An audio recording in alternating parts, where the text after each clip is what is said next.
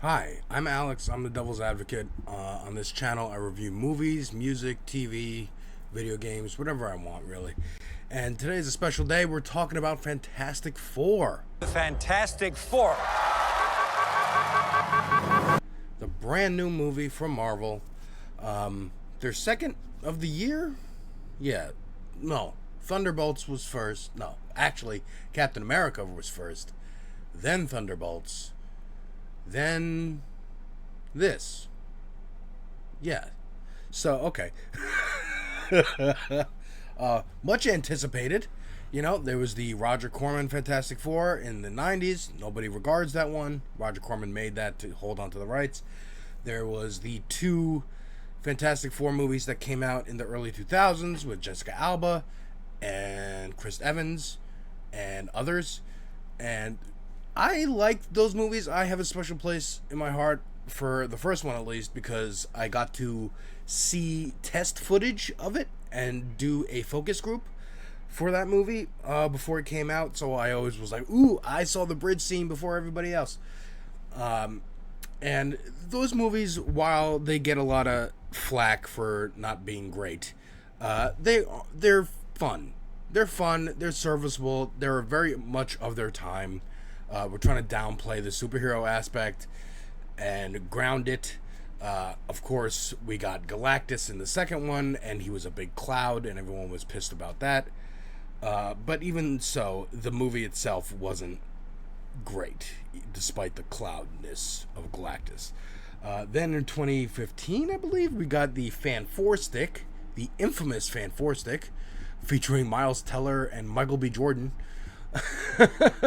The less said about that movie, the better. And now we have Matt Shakman, director of WandaVision's Fantastic Four First Steps, starring Pedro Pascal and others. I should have IMDb up. Fantastic Four First Steps stars Pedro Pascal, Vanessa Kirby as Sue Storm, Evan Moss-Bachrach as Ben Grimm, Joseph Quinn as Johnny Storm, and Ralph Ineson as Galactus. Ralph Ineson being from The Witch and other Robert Eggers movies. Joseph Quinn from Stranger Things. Evan Moss-Bachrach I know from Andor, but I know he's also on The Bear. And Vanessa Kirby I don't know from anything, but she's a good. Okay, I'm gonna give my initial spoiler-free thoughts, and then we're going to move into spoilers. Spoiler-free thoughts, I thought this movie was fun. I thought it was okay. I was coming in with high expectations, probably from the trailers. It looked good to me. It looked like they knew what they were doing and they had a vision and a plan. And I feel like they did, but Disney got involved, like they always do. And it lost a little bit. Now, even just looking at the trailers, there's a lot cut from this. Maybe reshoots, maybe just tests. I heard test screenings didn't go very well. So I feel like this movie was cut to all hell, and I can feel it when I watch it.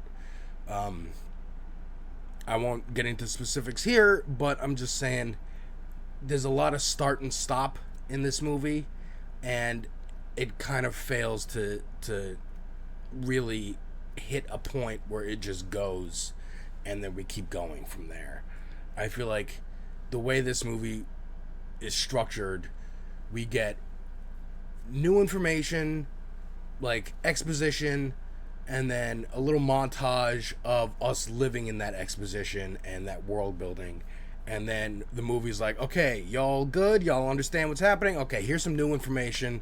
And then we rinse and repeat. Exposition, living in that world, and then new information, exposition, living in that world. It struggled to, I think, find its footing, pun intended, I guess, because it's called First Steps. And it kind of left me with a, man, there was a lot of potential here, and they could have done all these cool things. I feel like they played it a little safe, and to the movie's detriment. The actors doing a great job. The primary 4 characters each embody the characters. As you know, a comic book fan, I can tell you they are very much Reed, Sue, Johnny, and Ben. Their chemistry was also very on point. I get the feeling that these 4 characters have been living with each other for more than 4 years. They truly love each other. This is truly a family. And I really dig that. They did a great job. I mean, Pedro Pascal really inhabited the, kind of mild-mannered, he speaks with a kind of hushed tone, like, I don't want to bother anybody kind of voice, but he is always calculating and knows the next move before they make it. They're all looking to him for guidance and leadership, and while still taking the piss a bit and being able to say, well, I actually know how to do this better than you. Actually, I'm more skilled in this area than you are. Which is tough to do when the character is the smartest man on earth and can solve kind of any problem. To have moments where he doesn't know what to do and someone else takes up the slack. So I think the actors did a great job. I think there were moments in this movie that were really cool moments, but strung together in this film was kind of all over the place. I feel like the tone it was like 2 different movies mushed together. One was a lot darker, and the other was we're having fun with the Fantastic Four.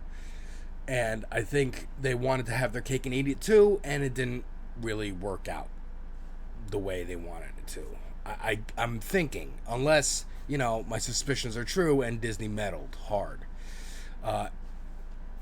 So, all in all, non-spoiler thoughts, it was cool. I wish they did more. I think much like the Fantastic Four in the comics, they're going to be a lot more fun and interesting when they show up in other movies. The Fantastic Four main book itself, unless it's written by Jonathan Hickman, nobody's reading Fantastic Four and nobody cares. That's from what I understand. I don't read much Marvel, but that's what I understand from watching Comic Pop, which I highly recommend you watch, especially their episode on Galactus.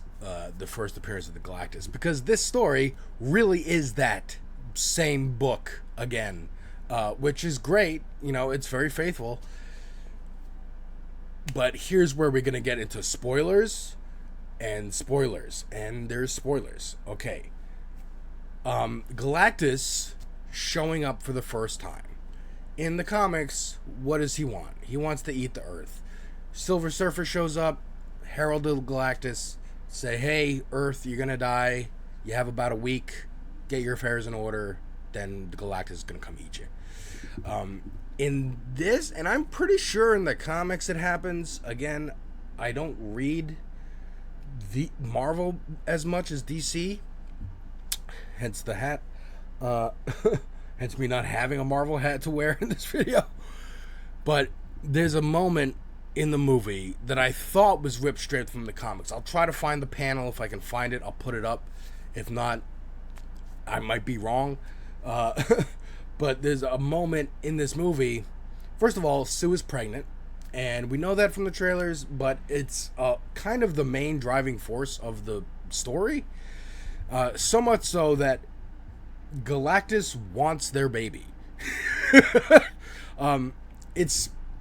And this is, I saw this movie with my fiance, and this is what she kind of bounced back against, the pregnancy of it all. Like, the movie literally opens with Sue finding out she's pregnant, and then we get exposition about who the Fantastic Four are, and how long they've been around, and what did, cosmic rays, and blah, blah, blah. And we get the sense that Reed is feeling guilt, still feels guilt, for the accident because his calculations were off. And with this new baby coming, he's making every kind of sensor and scanner that he can think of to make sure the baby's healthy, that it's not affected by their cosmically irradiated DNA, and that the baby's going to be a healthy human and not some sort of like creature or monster. They don't say it, but like Ben, and I kind of wish they do say it. There's a lot of things in here I wish, not they spelled out to the audience, but they kind of like hint at, like at least hint at. Dude, Ben Grimm, I'm not even gonna really, I'm gonna kind of go through the story here, but I'm gonna make it quick. But like Ben Grimm does not get much pathos in this movie, and that's his character. Like, I get it, you don't want the Thing to always be sad and depressed and always want to turn back into a human. And we have the beginning of this movie where like he's beloved and people are dressing up like him. Kids are dressing up like him for Halloween. And kids love him in this neighborhood. Oh, we get to see Yancey Street. Good old Yancey Street. But not much happens on Yancey Street. There's like 3 scenes with Ben Grimm alone in the city. One scene is he's like just hanging out in his little neighborhood. Oh, I got some free cookies from this store. I used to steal them when I was a kid. But now I'm a local hero, so they give me free cookies. And he meets this Natasha Lyonne woman who plays Rachel Rosman. I don't know if that's a character from the books. I'll look it up. Maybe it is. It's not what I was expecting, which is, what is it, Alicia? That's usually Ben Grimm's love interest, the blind woman, daughter of the Puppet Master. They mentioned Puppet Master in this movie, and several other Fantastic Four villains kind of in passing in the beginning, like, and they fought all these characters and they won, and all these, and some of them now are allies, and they brokered a peace with the Mole Man and stuff. But Ben Grimm, like, he shows up and kind of just impresses a school full of kids and raises a car above his head and puts it, it's in the trailer. And then he comes back once more, you know, to see this woman. She's like outside greeting other people. I think it's a synagogue. We don't get any kind of acknowledgement that Ben is Jewish or that she's Jewish other than her name. And you can kind of tell from the people coming in. And then he shows up and like turns around. Like, oh, I kind of want to see you, but like I'm still embarrassed that I look like this. Oh. And then there's two other scenes. One more when the public turns on the Fantastic Four. Because, again, Galactus wants their baby. They say no. And then they come back to Earth and tell everyone, yeah, Galactus said he'd spare Earth if we gave him our baby. And, of course, we said no. And the people are like, excuse me. One person versus, like, billions? What the fuck? And we're going to turn on you now and hate you. And he's going back to Yancey Street, and some guys in the alley are like, pretty selfish of you there. Hey, some of us got families too. Not, we're throwing tomatoes at you. Like, that's the moment. That's the moment that you show what Ben's point has been. Where it's like, I'm getting treated like positively because everyone loves you guys. But ultimately, they think I'm scary looking. So once they start hating you guys, now they're going to come and say all these horrible things. Now, that would be cool. If that happened, that would be cool if people were, like, actually mad at them and were trying to break it. Like, let us live more in that world. And then, you know, after they get back on the Fantastic Four side, there's one more scene on Yancey Street where Ben finally goes into the synagogue and she's like, did you come here for counseling? And he's like, no, I came here to see you. Okay, lovely, but we didn't build anything. We didn't build anything with that woman. There should have been more instances of him seeing her. Maybe he starts dating her. Maybe she turns against them like everyone else. Or she doesn't, and that just solidifies their relationship. There was just not much there. So, again, I'm jumping around here, but the broad strokes of the story, and the story kind of is just broad strokes, is Galactus, you know, here's what I mean when the story starts and stops. This beginning, we get the scene in the bathroom. Reed's like reading the back of like shampoo and listing all the chemicals in it, where I'm like, okay, that's Reed, that's Reed's brain. We already got him established, that's cool. Sue is taking pregnancy test and she's pregnant. Turns out they've been trying for a couple years. They stopped trying, they stopped talking about it, but it's happening. Great, this is a miracle, we're so excited. They meet Ben and Johnny for dinner. They're never late for dinner. Ben knows right away. He can read it on Reed's face because they're best friends. Oh, we get this camaraderie. Johnny is so excited. He's going to be the best uncle. And this is, again, the actors are doing a great job. The chemistry feels natural. It feels real. And then they go downstairs in the Baxter building to be on, like, the Tonight Show that's doing a 4-year anniversary of the Fantastic Four celebration. And here's where we get a whole montage and, like, presented in a film reel. And at this point in the movie, I'm like, okay, if you do it like this and it's once, I got no problem with this. But that was the problem. It didn't happen just once. We get this whole explanation of who they are, where they came from, why they're like this, you know, why the people love them, how the world has kind of benefited from Reed's technology and is very retro 60s futuristic looking, which is cool. I like the aesthetic of this movie. It also says we're on Earth 828, I believe. We're not on main MCU Earth, and that's fine. I know that.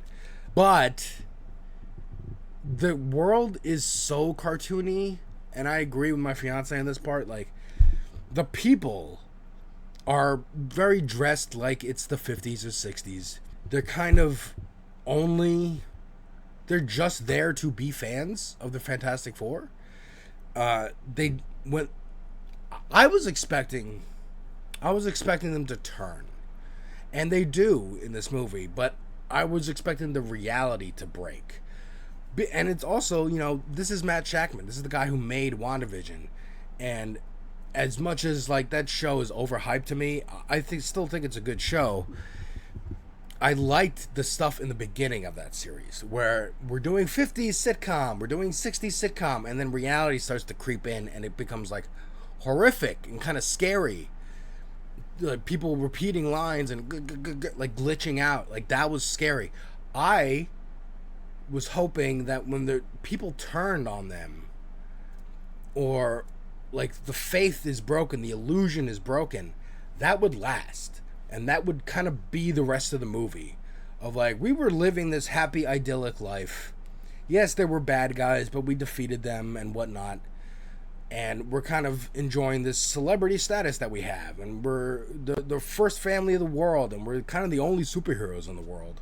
And then this, you know, we show back up on Earth after having not defeated Galactus, and we don't know if the Earth is safe, and people are like, give him your baby, dude.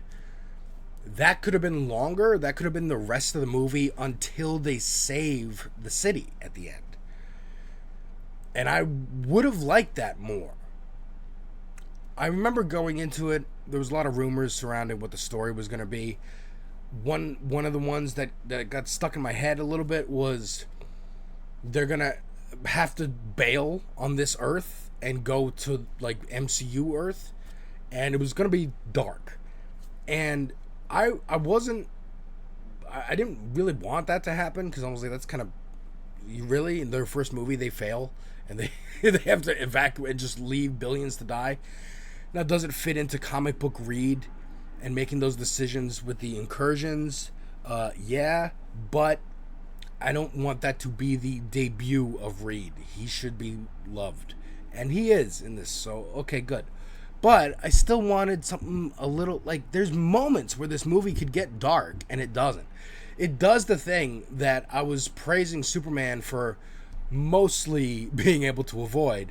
There are moments in Superman where it happens too, but in this, every emotional beat is subverted with a joke. Either it's Ben and Johnny joking around, or it's something else.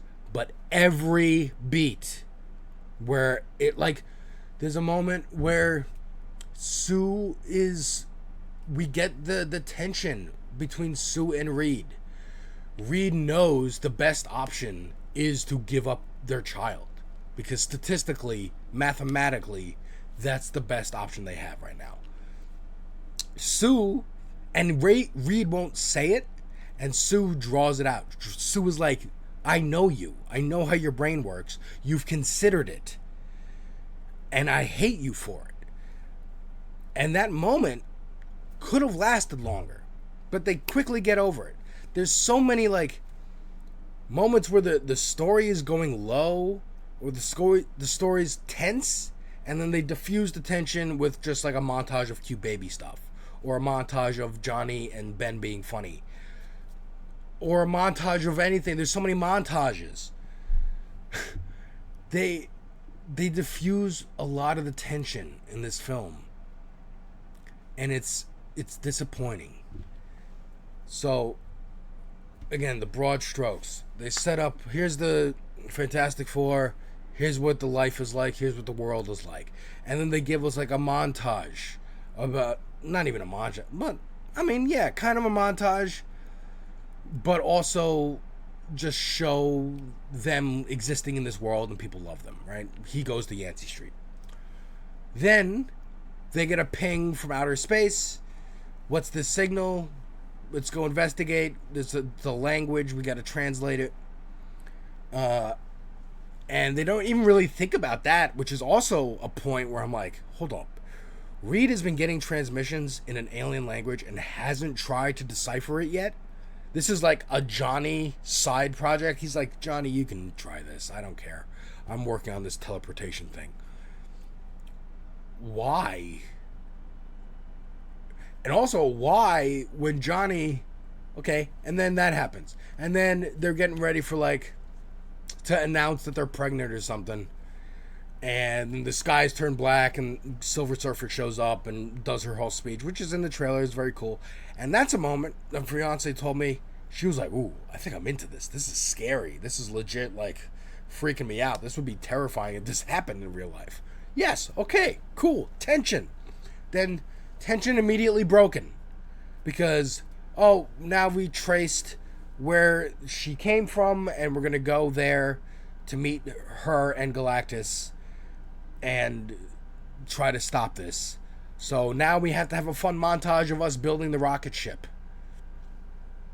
Okay? Tension, though. And again, I was, at this point in the movie, I was kind of forgiving. I was like, all right, you rushed through to establish who they are and the world, fine. We're rushing through to get them into space to go meet Galactus. Okay, fine.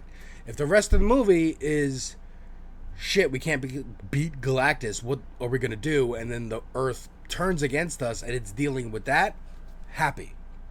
I think there was a lot of material to work with and telling an interesting story about that. But they don't. They go meet Galactus. Galactus is quickly just focused on the baby and is like, give me your child. First of all, he says a cool line, which I think is from the comics. I don't know. If I can find it, I'll put it up. Where he says, the child, he hungers. And so you're like, oh, he sees something in himself in this baby. And again, for my fiance, who has no idea who these characters are, who just has heard Galactus eats planets, and we show up to a planet where he's finished eating it, and it's gone, that's pretty scary. And Galactus is pretty scary when he's big in that chair and looming over them. They escape the ship, they escape Silver Surfer, and by flying next to a black hole and pulling her so close to it that they can then pull away and she gets sucked in, and it'll take her, Reed is like time dilation, it'll take her like a month to get out. Okay. And as all that's happening, Sue is in labor giving birth. Crazy. Crazy. Now, this is a deviation. My fiance thought that was corny and ridiculous. I was like, oh, this is cool. We heard in the beginning of the movie about their fantastic exploits and how every kind of adventure sounds like a myth. This, we're watching a myth happen. Our baby was born when we're pulling out of the gravitational well of a neutron star. That's really cool, and that is very Fantastic Four that happened. I thought it was neat. They get back to Earth. They explain, yeah, Galactus said, we want your baby, and of course we said no. And then the people are like, are we safe? Like, is Galactus coming? And they're like, we don't know. Anyways, bye. At any point, Johnny Storm could have been like, hey, guys, listen to me. The recordings of the transmissions is the same language that she spoke to me when I chased her off Earth when she first showed up. Then, on Galactus' ship, I started pushing back towards her, and she kind of understood me, and I kind of understood her a little bit. I'm kind of getting a grasp on this language. We can figure this out. They never do that until the plot needs it to happen.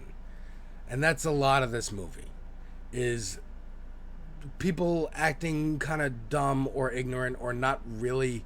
I mean, again, Reed being the smartest person in the world, showing up to the Galactus, and should be like, please don't eat our planet. Can we give you anything?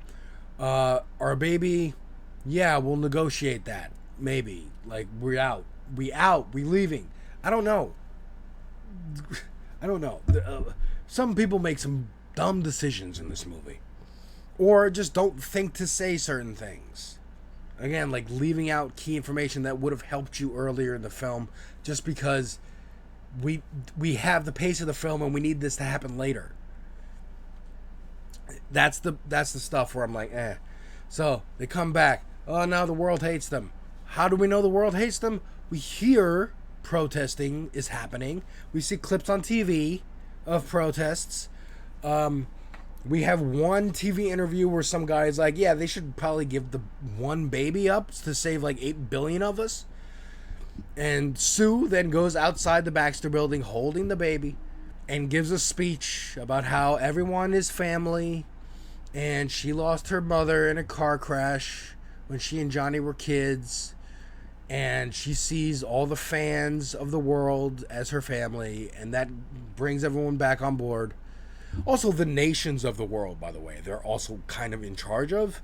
Not in charge of, but like the nations defer to them and ask about them. It's a very quick scene where it's like, it looks like the UN, and then we see like a Latveria name tag, and the chair's empty, and we're like, oh, there's Doom not being in the movie for no reason.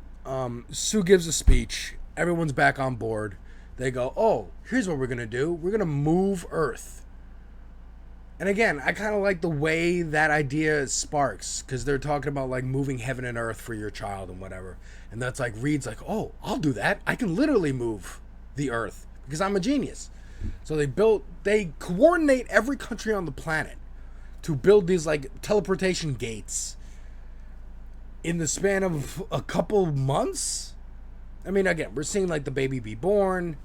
Like, we're doing a lot of time skips in this movie through montages of like, Sue's pregnant in the beginning, and then 9 months later they go into space and she gives birth in the orbit of the neutron star.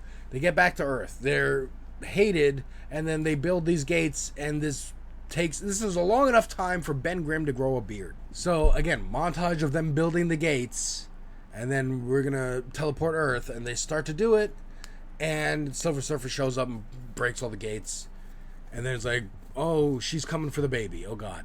And Johnny and I like this.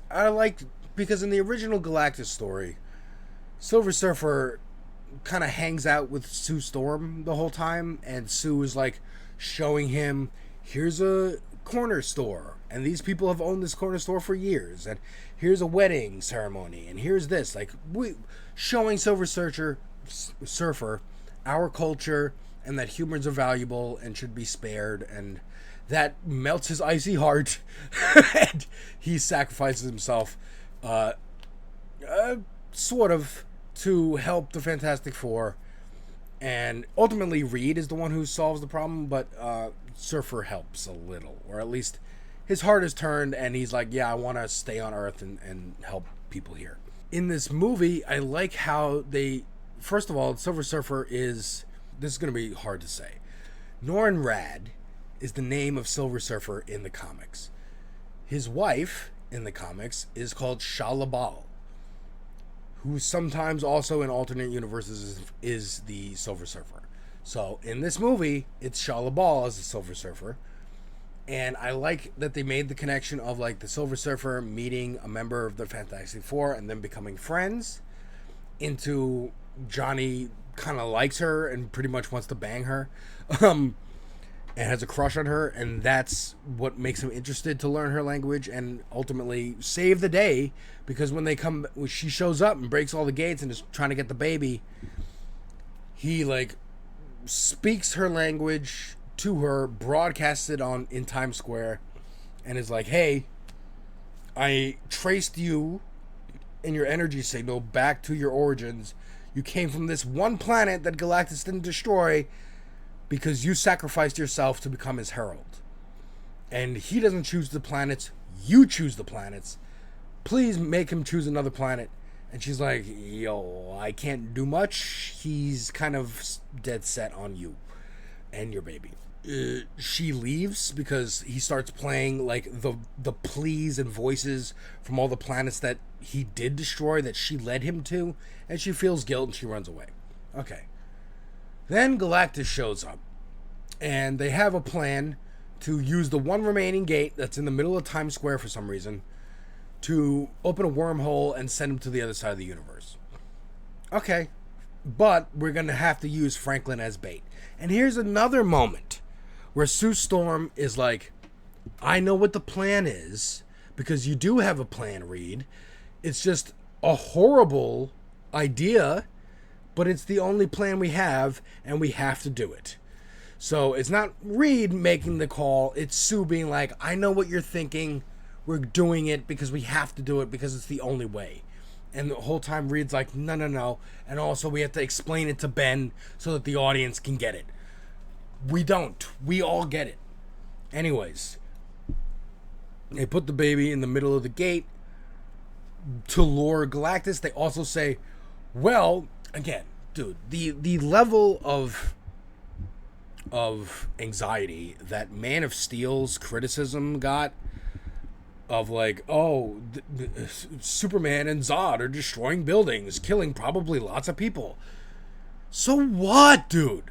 That happens in every fucking superhero anything. Have you ever seen a Transformers movie? So many people must die in those buildings. It's not indicative of whether it's a good movie or not.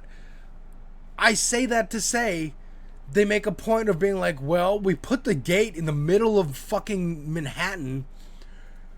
Obviously, this giant is going to walk through and not care. Ooh, sorry, I hit my mic. Not care that he's stepping on people. We're going to move the entire population of New York underground because we made a deal with the Mole Man.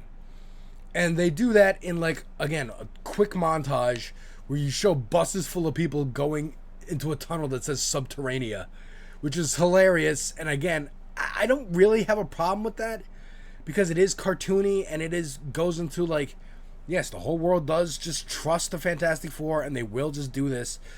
But out of everything, even with all the countries working together and the way the world is now, that's never going to fucking happen. But the idea that you can convince every single person in New York City to evacuate and to go underground, that was a bridge too far for me. But anyways, they do that just so that when Galactus is walking through buildings and stepping on cars, no audience member is going to go, oh no, they're killing people. Why aren't the Fantastic Four saving every single human? Roll my eyes. Let there be stakes. There's no stakes other than, oh no, he might get the baby. Why do I give a shit about this baby? Like my fiance was saying, I don't give a shit. Like, you didn't get me to care about this baby at all. About these people at all, really. Like, we care mostly about the Fantastic Four. And as you should in a Fantastic Four movie. But you start the movie with she's pregnant. And then the whole movie is this, like, pregnancy thing and giving birth. And then here's a montage of us building the gates with the cute baby. Don't you care about this baby now? Again, it does not justify... don't give... Like, at that point in the movie... You know, she's leaning over. She's like, give him the fucking baby. Who cares? It's one baby. Now, Galactus has some like expositional shit, and also, why does he want the baby? He says a little bit of like, he hungers and he has cosmic power and will inherit my throne one day. Okay, but like make that link a little clearer about like why out of every being in the entire universe, out of the billions of years you've existed and hungered and ate, you've never met another being with cosmic power. First of all, also, why does the Silver Surfer get to sacrifice herself for her planet? What was special about her? Why didn't anyone else on any other planet get to sacrifice himself? It felt a little underbaked or cut to hell by Disney. John Malkovich was in the trailer. He's not in the film. What the fuck? So Galactus shows up, walks through the city, comes for the baby. They try to do a switcheroo. Little do they know he has cosmic power vision and can easily see, oh, it's not in that cradle. It's actually in that building over there. I'm going to go over there. He calls them clever little bugs, which is pretty cool. The way, dude, what's his name? Fucking Ralph Ineson's voice is perfect for Galactus. Like, he does a good job. Now, again, he is silly looking. They got him in the full suit and the helmet and everything. I didn't need those things to like turn like Transformers gears. There's a lot of that in just modern movie making. We have a big machine. We have to have every little part of it moving around like Transformers. Well, Star Wars exists and the Death Star exists. I didn't need every little gear moving around. I just needed a couple turrets moving. And I'm like, I get it. Anyways, they fight Galactus. Galactus grabs the baby and is holding him. They fight him. The stretching, let me say this, the CGI a little bit with the baby. Now, a lot of it is either the baby's like floating or they want the baby to do certain expressions, and instead of just waiting for the baby to do that, they're just like, well, CGI it. That's a lot of modern filmmaking. Also, the Thing carries the baby a bunch, so that CGI, you can kind of see the line around him. Like, it's not great. It's distracting at times, especially at the end, which I'm about to explain. The stretching of Mr. Fantastic, I feel it fell into the same trap as the other Fantastic Four movies. Either commit to the stretch, or it's, you got to commit to the stretch. I think you go full like Plastic Man with this. If you had Reed throughout the movie do things like, oh, I need a microscope, I'm just gonna make my eye really big or something, or I need to get something very small in this machinery that I'm making, and he makes his fingers like, micro thin. That would have been cool to show how he uses his stretchy abilities in his science work, and how he's like kind of freaky. Like he's kind of unsettling to look at sometimes. Go full tilt with the stretch stuff, or else he just looks weird. It just looks like you're stretching Pedro Pascal's face a little bit in CGI, and it just looks odd. Okay, so then, he's got the baby. We got to save the baby. Sue is pushing him into the black hole. Reed snatches Franklin at the last second. Baby's name is Franklin, by the way. And they, Galactus is coming back out the black hole. Oh no! Silver Surfer shows up last second, pushes him in, because Johnny was going to do it, but she knocks Johnny out the way, pushes him in. They presumably go to the other side of the universe, where Galactus goes, oh, you fucking betrayed me? And actually took away the one being in the universe who could take my hunger from me and let me finally rest. Not only am I going to definitely eat your planet now, I'm going to eat everything. Whatever. And then Sue's dead. And they kill Sue Storm, and that's the end of the movie. No. They make us think they're going to kill Sue, and I was legit like, oh my god, they really going to do this in the first movie?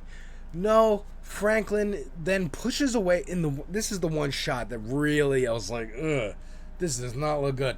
The baby pushes away from Ben out of his arms, goes on to Sue, and they let him do that to be like, oh, you should, see your mother one more time before we have to bury her. And the baby's crying and whatnot. And then cries so hard, and through the power of love and the power cosmic, brings Sue back to life. Now, we don't know that for certain because no one says that. Someone should have said, like Reed, first of all, don't try to fake us out. Okay?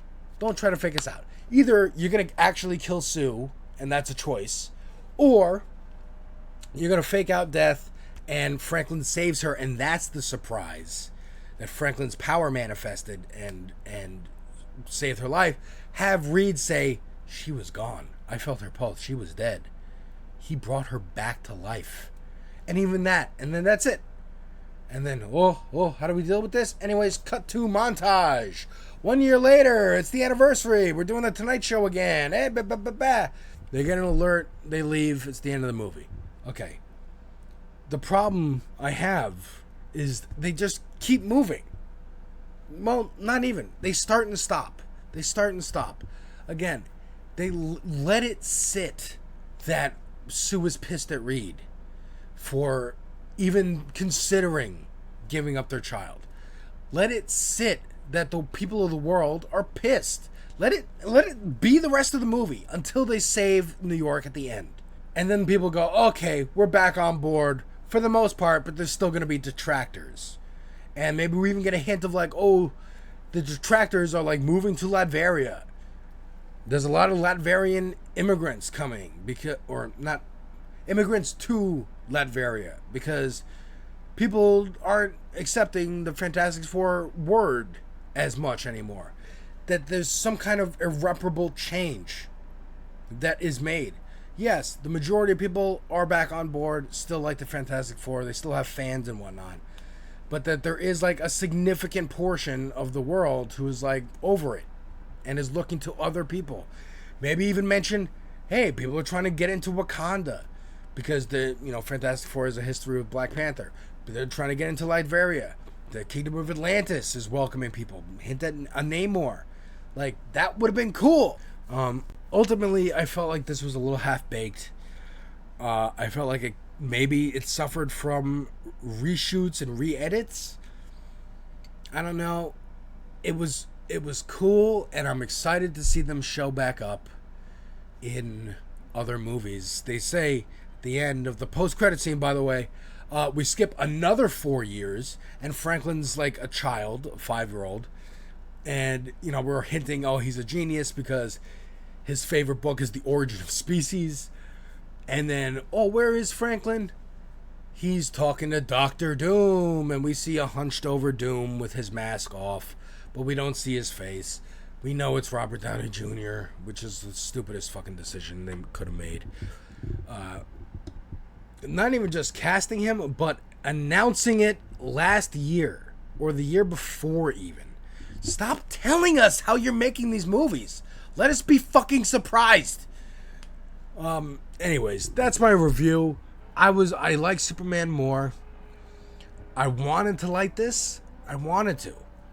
But it fell short for me. And, considering that I'm seeing some right-wing grifter people, like Nerdrotic and Critical Drinker and shit, praise this movie for being like, we don't like Pedro Pascal, but at least the genius man was able to solve most of the problems in the movie. At least the woman wasn't a girl boss, and she was a mother. And that was her most important role, because that's the actual most important role. This is not good. There's no politics in it to its detriment. Which leaves right-wingers to be like, oh, good, there's barely politics in it. We can extrapolate and decide that it's actually right-wing. That Disney is caving to us and we're winning the culture war. It's kind of freaky, and I want to push back on that. But even my fiance was like, this feels a little red-pilled. Like, the most important thing she does in the movie is be mom. And the only reason she has the strength to push Galactus at the end is because he has her baby in his hands. So her mama bear strength comes out. Like, oh, dude, it really does. There's a lot of moments that kind of fall into that.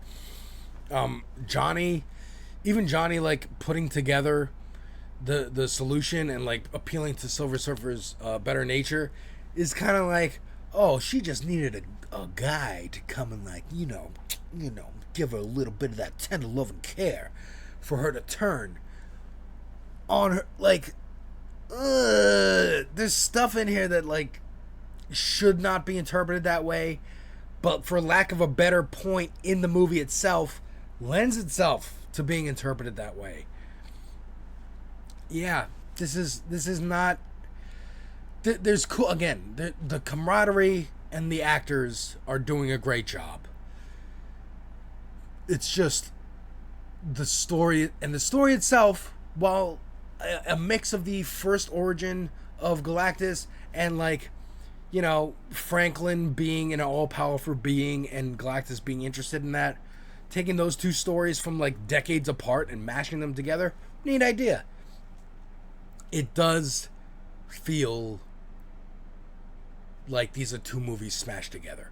A movie where we want to have fun with Fantastic Four and just show, like, random adventures of theirs, and also dire existential space cosmic horror coming to end your reality as you know it.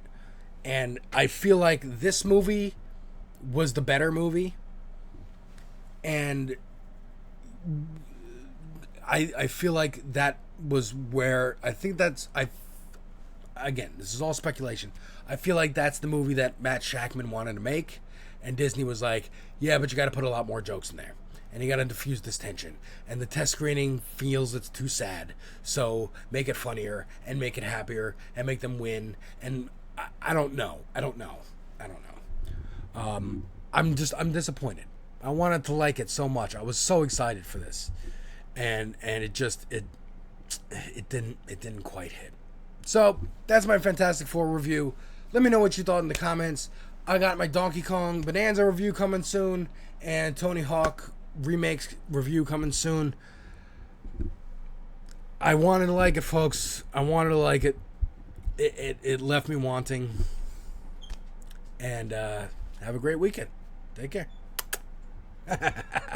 Why did I do the kissy face?